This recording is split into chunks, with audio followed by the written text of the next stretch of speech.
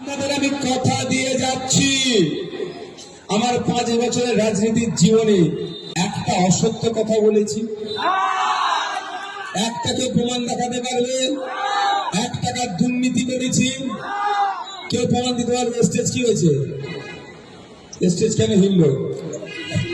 ভেঙে পড়বে না? কি স্টেজ পরে পড়ুক না, কি আছে বাবু?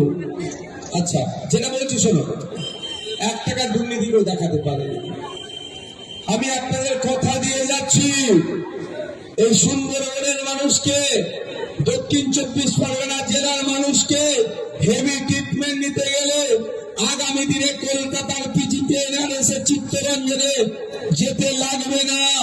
অসিত রায়কে জেতান, পশ্চিম বাংলার মানুষকে জেতান, লাল রান্নাদেরকে জেতান, খামচিহ্নকে জেতান, আইএসএফ কে জেতান।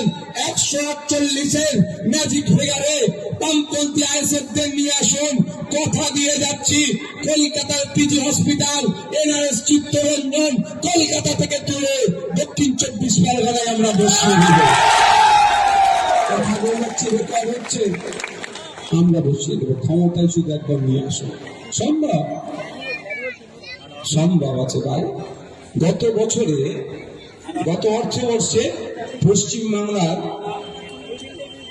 অর্থ বাজেট, হেলথ বাজেট কত ছিল জানেন আপনারা? 25,000 কোটি টাকা। 10.5 কোটি মানুষের জন্য প্রায় 25,000 কোটি টাকা বরাদ্দ ছিল। কিন্তু বাসন্তী ব্লক হসপিটালে গেলে ডক্টর পাওয়া যায় না, ডক্টর থাকলে নার্স নাই, নার্স থাকে ঔষধ নাই। আবার যদি এক্সরে করতে দেয়, এক্সরে মেশিন খারাপ, এক্সরে মেশিন যদি ভালো থাকে টেকনিশিয়ান নাই, টেকনিশিয়ান থাকলে প্লেট নাই প্রিন্ট করার, প্লেট না যদি থাকে তো বলবে রিপোর্ট করার কাগজ না।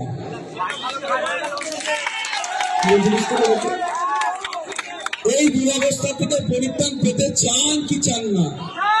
প্রত্যেকটা ব্লক হসপিটাল উন্নততর করা হবে। শুধু তাই নয়, জেলায় কলকাতার পিজির মতো স্টার সরকারি হসপিটাল করে দেওয়া হবে। জেলার মানুষ জেলায় ট্রিটমেন্ট পাবে। আপনাকে তো কি আপনি চাইছেন জেলার মানুষ জেলায় ট্রিটমেন্ট নেবেন, আর যদি জোড়া ভুলকে ভোট দেন কলকাতাতে ছুটে নিয়ে যেতে হবে। আর যদি বামেদের সমর্থনে খামচিহ্নকে ভোট দেন তাহলে কি হবে? জেলায় হসপিটাল তৈরি হবে।